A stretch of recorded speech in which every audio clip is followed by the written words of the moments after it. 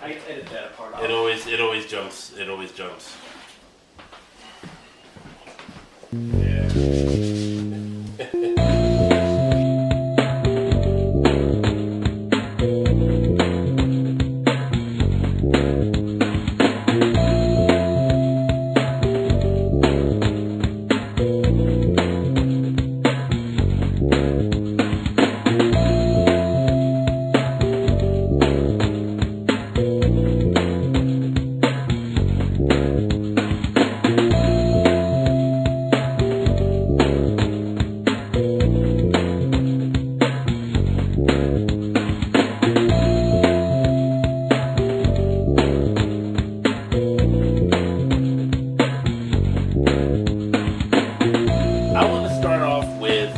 Insidious.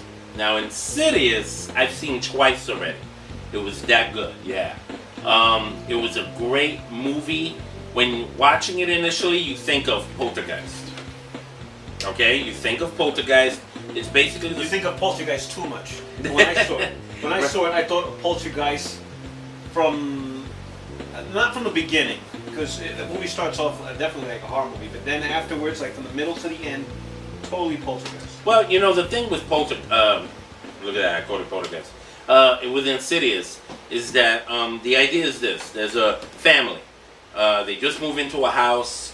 The boy falls into what seems to be a coma of some sorts, but it turns out not to be a coma because there's some disturbing paranormal activity starts happening within the house that the lady starts to experience.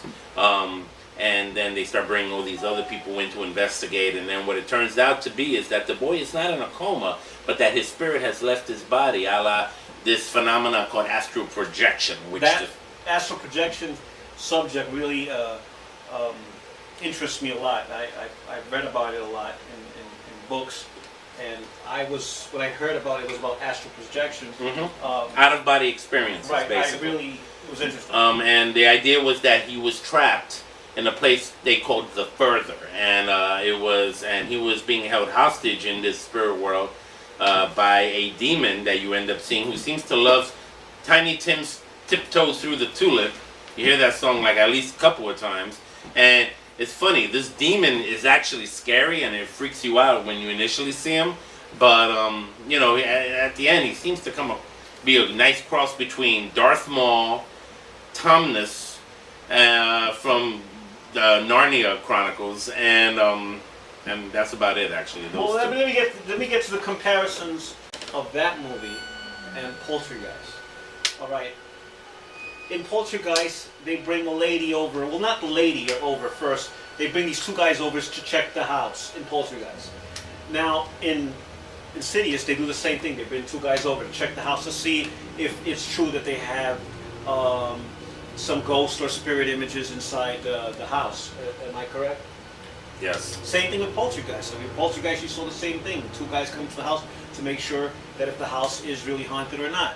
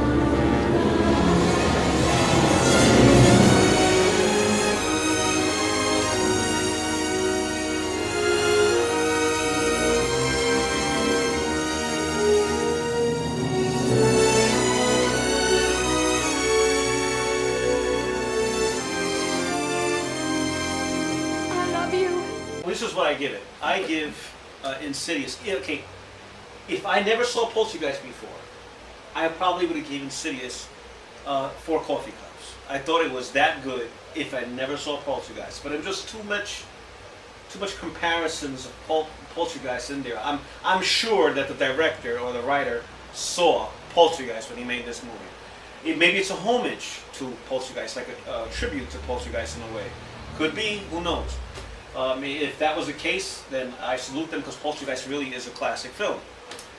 On the other hand, I just thought it was a little bit too much like Poltergeist, so I'll give it 3 coffee cups on that basis. So I thought it was good, and it got me jumping in a few times, even though it was a PG-13 movie.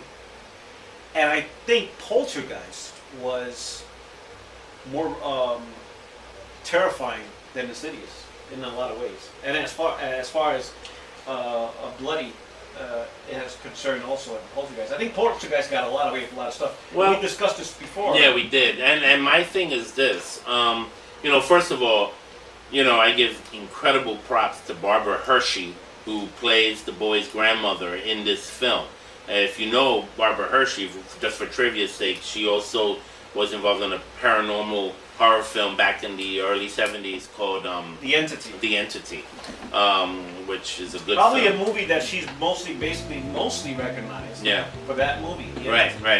But she was in this film too, and it was great. She did an incredible job. I loved it. And in my opinion, I give this movie 4 coffee cups because it was really good. Initially when I saw it in the theater and the ending happened the way it did, it was one of those almost kind of left you hanging kind of endings, which nobody likes. So But people kind of booed. a lot of horror movies do that. A lot of horror movies do that. I don't know why. I tell you one thing, I liked it better than Paranormal Activities too. So, here's another thing. That's another thing. Here's another thing. The director of this movie, James Wan, he was the creator and Of the Saw film. Of the Saw films. He only directed part 1. Right. And he also did this movie Dead Silence, which I hated. I hated Dead Silence. Okay. But this one, he got me coming back. So Very James good. Wan, very good for you. Very good. So, guys, that's our review for Insidious. Go check it out. And listen, don't read what it says on the Blu-ray cover, the most scariest film since The Exorcist. No, don't do that. Don't get hyped up They like did that that. with, it was good, but it wasn't like that. They did It that wasn't like The Exorcist. Now, come on. They did that with Paranormal Activity. Yeah, I don't like that, Everybody's comparing man. it to The Exorcist. Don't compare a movie like that. You can't compare. Trust us. When we find a movie that you can really compare to something like The Exorcist, we'll let you know right here in Horror and Coffee. Because let me tell you, there hasn't been a movie to hold up to that kind of, doesn't go up to that bar yet.